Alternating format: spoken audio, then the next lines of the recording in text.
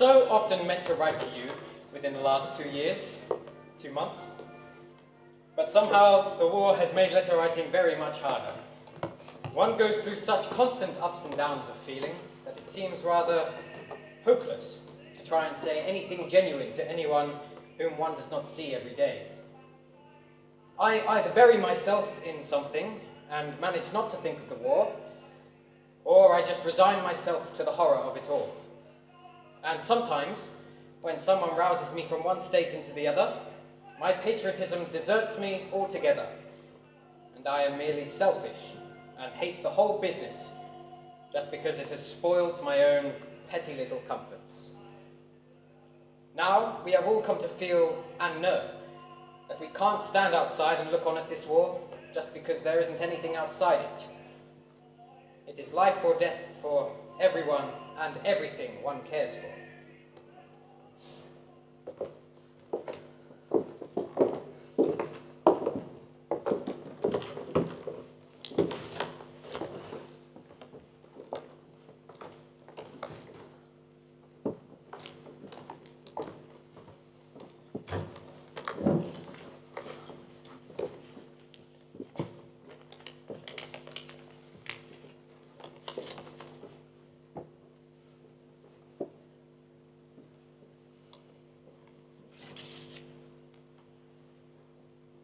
See this button, Percy? This little one. It's from Elsie back home in Chatteris. What'd she send you a button for? Well, I don't know. They're all doing it. There must be thousands of these blinking buttons in every regiment. But what am I supposed to do with a button? Hurl it at the Bosch? Here goes! Percy! Oh, it's so rare. But it's a tiny reminder of home. A kind thought. You're right, Sydney. Just imagine, hundreds of thousands of buttons coming off women's blouses in Fulbourn, Cambridge, Friday Bridge, Cottenham, Comberton, March, Waterbeach. That must be a sight, eh? Well, no buttons for me, but got a nice letter from my ma back home in dear old Chatteris. Seems a long time since training. Imagine that. Training on Parker's Piece in the middle of Cambridge. Home seems a long way off. Do you remember that first day when we signed up for the Cambridgeshire's? Your country needs you. You've seen Lord Kitchener, and now you've seen me. I want any able-bodied young man from here in Chatteris to sign up today. It's your duty to God and country. You've seen what beastly things the Hun get up to in Belgium. I've read all about them terrible Bosch, spearing babies, defiling women, and now they want to do those terrible things here in Blighty. Well, we are not going to let them our way. Sign up today and do your bit. Britain needs men and more men. Your country needs men and more men. Over 18 and under 38, at least 5'3", you'll do. Sign up today and take the King's Shilling and take a medical, and you'll be a proud member of the 11th Battalion, Suffolk Regiment. 11th Battalion of the Suffolks. But everyone round here called them the Cambridges. My Sydney was just 18 last year. How old was your brother, girl? Percy? Well, he was only 17, but they believed him when he lied about his age. I've heard it said that by the end of 1914, nearly 1,400 men signed up for the Suffolks. Local lads, a lot of them. For many, it was all an adventure. Although, to tell you the truth, Elsie, I think all of them just signed up for a lark. I think the girls thought we signed up for a lark, not to fight for king and country. But this is a serious business, ain't it, sir? Sir? Sir? At ease. Beating the Bosch is a serious business, ain't it, sir? Spot on, Private Thompson. That's what we train for. A quick and decisive defeat of the Kaiser's army. When are we going to France, sir? Not my decision. When we are ready, or when the General says we are ready. Anyway, get your spurs on. Soon be time for drill. This is Lieutenant Robert Miller-Gilson, our officer in C Company. Drill. I don't think Lieutenant Gilson likes it either. Drill? The correct thing to do is to be bored. But I confess I enjoyed it. A whole battalion drilling is really rather impressive. and satisfied, especially with a wide view across the fens and the towers of Ely standing up above the long, shiny roof of the cathedral. Lieutenant Robert Gilson. My dear Rob, wasn't a natural leader of men, too gentle I thought. He wrote to me after that first Christmas in 1914. My dearest Estelle, the men, it has to be said, seem to like me. Yes, it's true. After dinner, my platoon gave me a frantic cheer. Major Morton, my company commander, is quite a delightful man, and does his very best to make things easy. I feel very proud to be wearing my uniform, and more glad than I can say to feel able to look anyone in the face with the certainty that I am doing my duty. Rob, Lieutenant Gilson and I met in Birmingham where we both lived. He was very bright, Cambridge and all that. Good friends with J.R.R. Tolkien and other smart young men. We did seem to get on well, and he writes me very beautiful letters from wherever he is. Dear Estelle, we are now in Yorkshire. We have been sent here to continue our training, and our battalion has joined the 34th Division under Major General Ingleville Williams, or as the men call him, Inky Bill.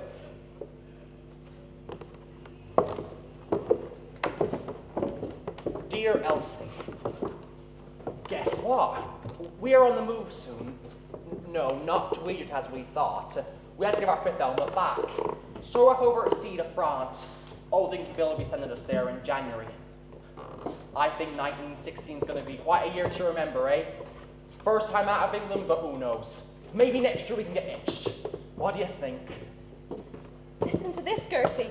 Sydney and Percy are off to France with their regiment. Gonna fight the Hun at last. Isn't it exciting, Mrs. Thompson? Oh, I'll be glad when this terrible war is over. We can have our boys home again.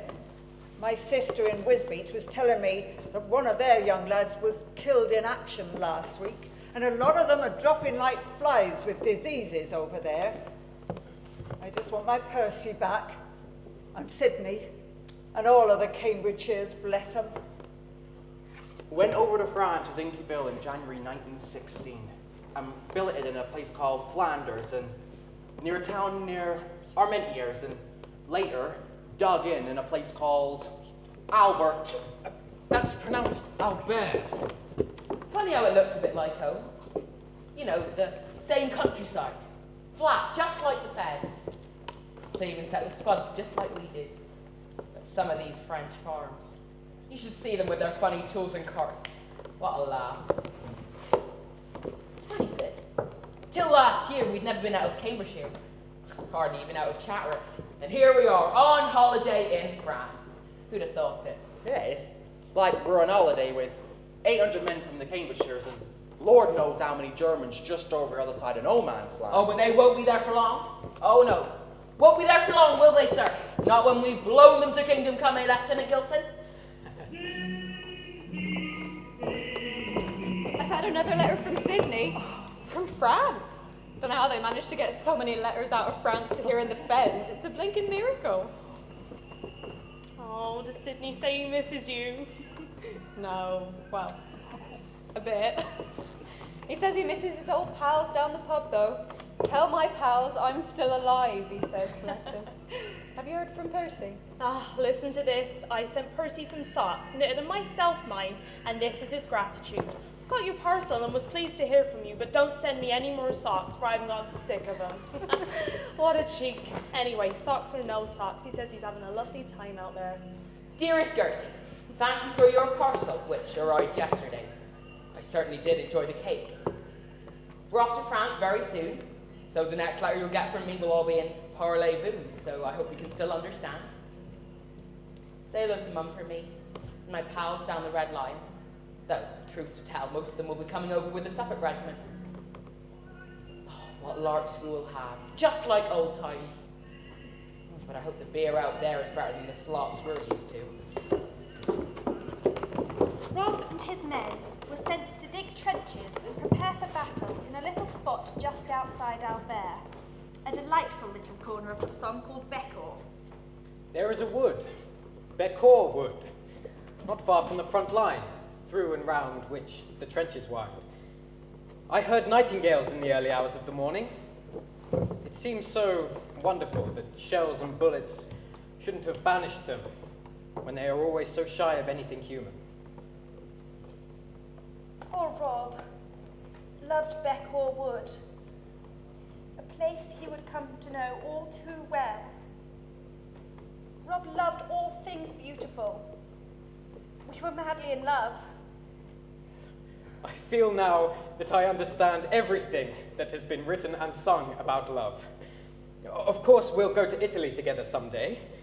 It is one of the most precious of all my dreams, and I love to know that you dream it too, and can think of it as tomorrow. It would have been a wonderful holiday, a wonderful honeymoon. Dear Estelle, I trust you are well, and not suffering too much from lack of news. It is Sunday, and we have managed to observe it as such, which is often impossible. The men do love to sing hymns, the only form of music in our unmusical battalion. Abide with me, Sorry, sir. You're so loud. Oh, Hey, Gertie, have you heard from your Percy? The pals seem to be having a whale of a time in France. Sidney wrote to me a few days ago. Dear Elsie, let me tell you about the silly things that happen here. They make star tea with rum. The rum out here is the goods. Real thick treacle stuff. I had one sipping. Oh, I was not going to make myself muzzy for the job we were doing. Well, some chaps drank and had some more, and they were soon tiddly. Two of them lay on the floor completely out. A sergeant major started kicking them to bring them both round, but to no purpose. Oh, Percy, old boy, you're back. How's the wound? Healing up. That Bosch sniper was a rotten shot. Anyway, had a nice week at the field hospital. Some very good-looking nurses there. But I'm right as rain now. Oh, don't tell the family I copped it in the leg. Don't want to worry them. You got a letter from your ma. Dear son, just a few lines, trusting you are much better now. We had a report from the War Office last Saturday telling us you had been wounded. You little scamp, you never let us know. I suppose you thought it would worry your mother. You know you are my brave, thoughtful boy. Your cousin Walter went over to France last Friday. I do hope you will meet out there. Let's hope this awful war will end soon, and then, please God, we will have our dear ones with us once again. Won't that be a splendid time? June 1916. Rob and his men took up their positions with a vast army of men and machines. Rob's company, Company C, was stationed near Beckhor, in trenches not 800 yards from the Germans. It's from Sydney. Dear Elsie, those Bosch don't stand a chance. We've been pounding them with heavy artillery for 2 weeks. I expect we shall see their white flag go up at any moment. A piece of cake. Field Marshal Haig wants tomorrow to be the start of a huge advance on the German lines. We and the French will overrun their trenches, and Jerry will have to move men and armour away from Verdun, where the French are bogged down. We've bombarded the German lines with ceaseless artillery fire for 2 weeks now. The German soldiers are certainly crushed, and now it is ready to attack. We have chosen the 1st of July 1916 as the day of attack. At 07:28 precisely, a huge landmine will be exploded. All ranks to be warned that the concussion will be considerable. Then, at the appropriate signal, each battalion will attack in 4 ways with 3 companies. 1 platoon from each company in each wave. 11th of Suffolk's will be known as D Battalion. D Battalion will pass through the 10th Lincolns. C Company will advance through Bailiff Wood along with B Company. C Company will consolidate the Suffolk redoubt and call on D and B companies if necessary. Piece of cake. As for dress, all men to carry the following: rifle and equipment, 2 Mills bombs, 1 iron rations, 1 day rations, waterproof cape, 4 sandbags, 1 gas helmet and pair of goggles, 1 gas helmet pinned to shaft, 1 pick or shovel, oil can and bottle, field dressing. No papers or orders apart from a 1/5,000 German trench map. Officers will carry a rifle, not a stick. Also a pistol. What to do about the wounded? Too much credence should not be given to the opinions of wounded men. Of course, we weren't to know what was coming. What was coming tomorrow morning. The 1st of July, 1916. Nobody told us the truth. Well, it's hush-hush, but Jerry can count this his last night. Good job, too. No more than they all deserve. Not all Germans are beasts, Private. Not all. Some, perhaps many, are like us. Decent chaps who think they're doing right for their country. Soldiers in the Kaiser's army, yes, but men like us. Fathers, sons, brothers, uncles. We live our lives and they live theirs. And between us, we have set up the most absolute barrier that can be constructed between men. So, we go soft to them tomorrow, sir? We do our duty. That's what we do. We obey orders and we carry them out to the letter. Doing his duty. That was Robert Gilson. Rob hated violence, hated the squalor of the trenches. He was gentle and kind, a lover of nature, of art, not of war. But Rob did his duty always. That night, the 30th of June 1916, was to be the last for so many, not just the Cambridgeshires, for hundreds, thousands more.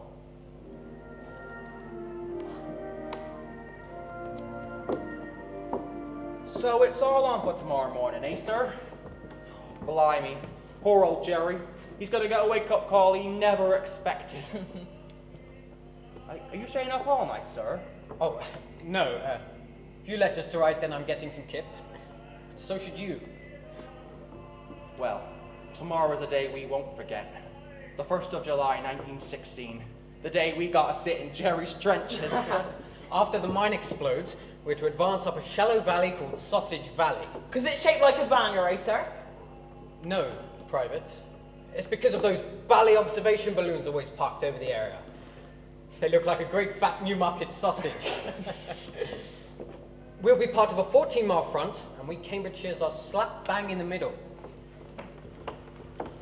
At 07:28, the mine exploded.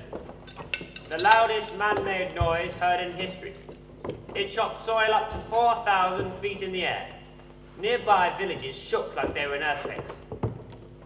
At 07:30, it was time to attack. The Battle of the Somme was about to begin. First, we heard the bagpipes and the Newcastles, and then the whistle, and that was it. Over the top, we had our orders down from top brass. No soldier should help a wounded comrade back to the line.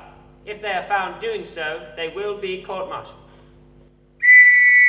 Then we heard the whistle, and it was over the top. We followed the 10th Links Battalion into Sausage Valley. The 102nd on our left was supposed to capture La Boiselle, but didn't, because Jerry had one big surprise for all of us. After all that shelling in that enormous mine, The biggest explosion of the war, they said. Jerry was dug in deep, and guess what? Most of them survived. so they was ready for us. With a welcoming party of machine guns. We started at 6 foot apart, and the first 100 yards we didn't do too bad. Because our artillery was firing over our heads into the German front line, you see. Which keeping them fairly quiet. But it was the second 100 yards. The Germans came out of the dugouts onto the machine guns, and soon we was going down like corn in a field.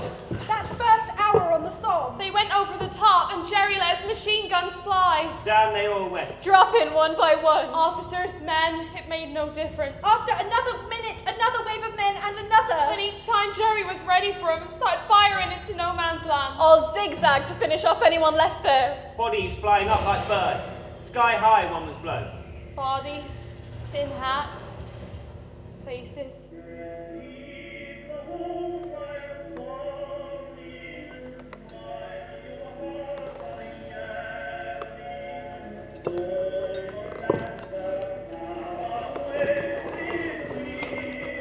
As for us back home, what we feared most was the postman, the letter, the knock on the door, the words, "I regret to inform you that your son..."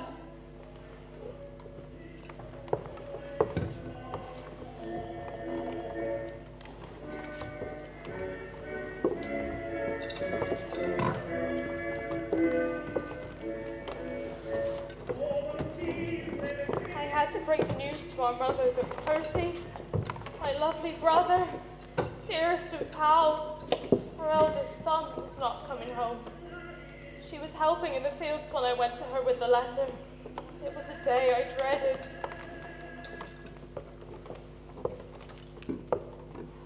Gertie, love, you come to help me? What's up? What you got there? It's Percy. He's lost in action. Presumed.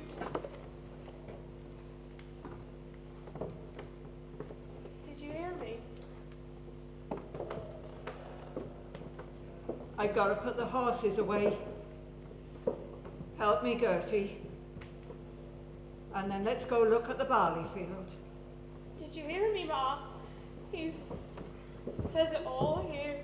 He was much respected, one of the best in the company, a splendid fellow. There's a lot of work to be done. A lot of work.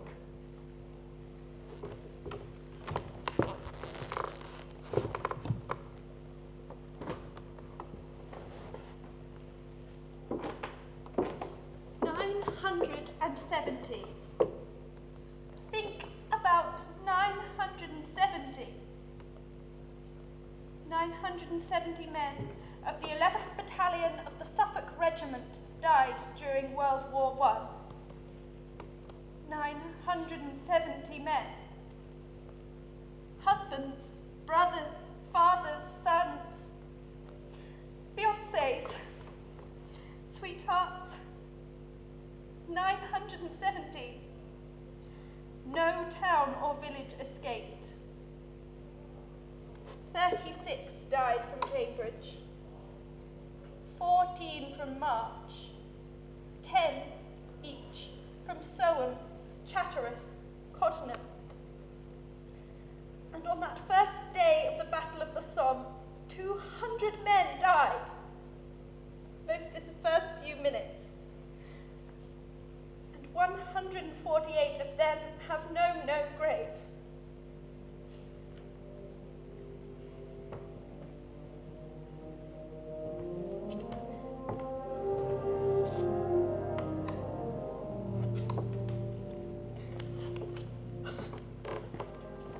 My Rob! My Percy. My Ernie. My Tom. My Johnny. My Billy, my Arthur, my Richard, my William.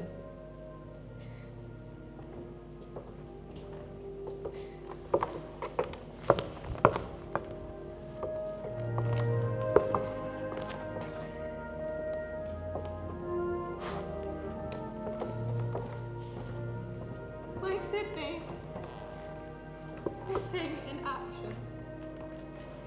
Missing. Maybe they've got him mixed up and he's wounded in some dressing station somewhere. They say that missing men turn up. Don't they say that? The bearer of sad and painful news. Where are we? The ones with no headstone to mark our place of eternal rest? At the memorial in Tikal.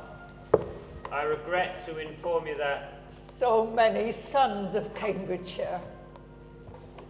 that Arthur Austin, that Edmund Cooper, that Arthur Graves, that George Hills, Mothers who lost their sons.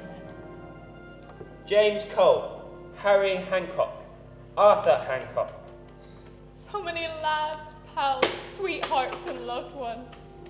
Samuel Scotney, George Chapman, George Frost, Herbert Cornwell, My lovely boy. John Smart, Jonas Dodson, William Alsop, Fred Richards, Alfred Young, Richard Nicholas, Ernest Mace, Charlie Keats. 7 from Chatteris, killed on that first day, in the first few minutes. Walter Day, John Frohman, Albert Conquest, Frank Merkin, Harry Petney, Arthur Warren. Percy Thompson. He died a hero. One of the best, it says here. Was much respected and will be sorely missed by all who knew him. That's what his corporal said. Sydney and I were going to get... I regret to inform you that painful duty in action, duty, a hero's action. shot through the heart, Regret to inform you, sorely missed by all hero in death. a hero's death, died Painful instantly, duty, one of the sorely best in his missed by all battalion, in shot through the heart. Then, at the appropriate signal, each battalion will attack in 4 waves with 3 companies. 1 platoon from each company in each wave. The Germans will be overwhelmed. A piece of cake. Sydney. It was going to be our whole life together. We had it all planned out. Hitch next year. His corporal wrote me a nice letter. Not missing in action. Died instantly, they said. Bullet through the heart, so he didn't suffer, so... It's a comfort, I suppose. Comfort.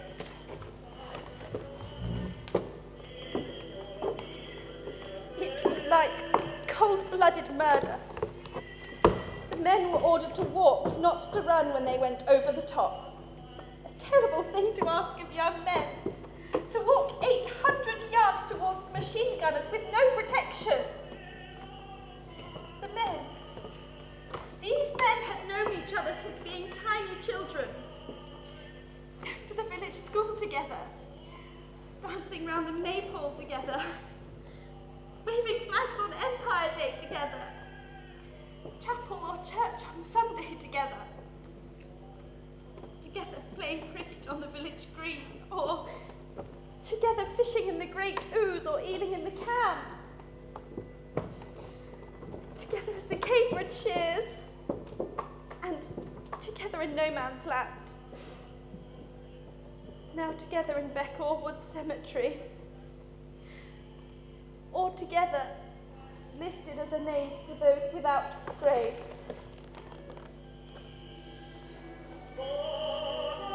Said the cream of England went over that day. All young fellows, nearly all Cambridgeshire men, strong, good-looking men. The cream of England, they said. Just like a Percy. And Rob? Of course, he went over the top with his men. His own commanding officer was hit within the first few minutes, and so Rob took command. He took command for perhaps a minute or 2 before being shot himself, probably by a shell burst.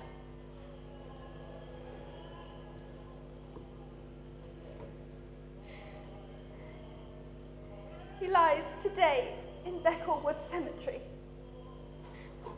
There is a wood, Beckall Wood, not far from the front line, through and round which the trenches wind. I heard nightingales in the early hours of the morning. It seemed so wonderful that shells and bullets shouldn't have banished its song. A few years after the war, I went to go and visit Rob's grave in Beckall Wood. I noticed the little cemetery in a little field in the folds of the green hills by the roadside. Just rows of little wooden crosses.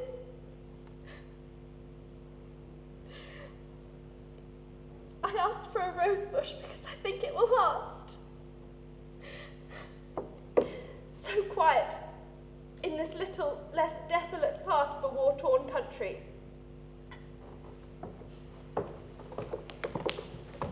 Look at this, Ma. I saw it in the paper. I can't believe it's been a whole year since we lost our Percy. A lovely poem by a lady called Constance Sandyfair and dedicated to our regiment. Read it, Ma.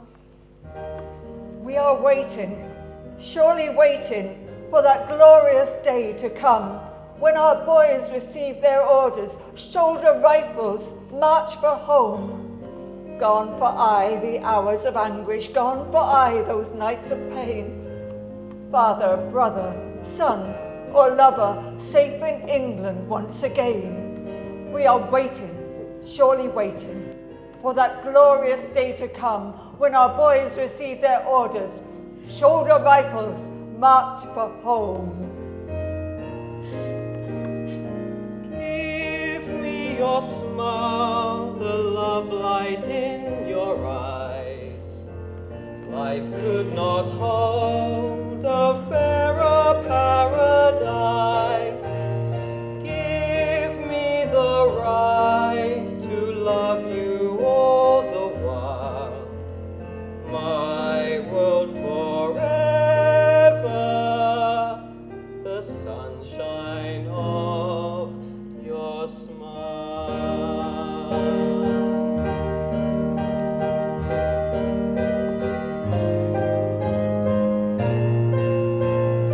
Give me your smile, the love light in your eyes. Life could not hold a fairer paradise.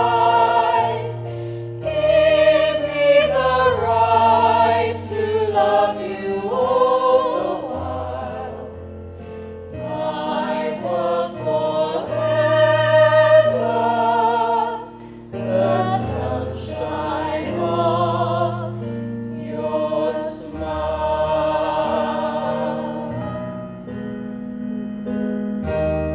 Shoulder rifles, march for home.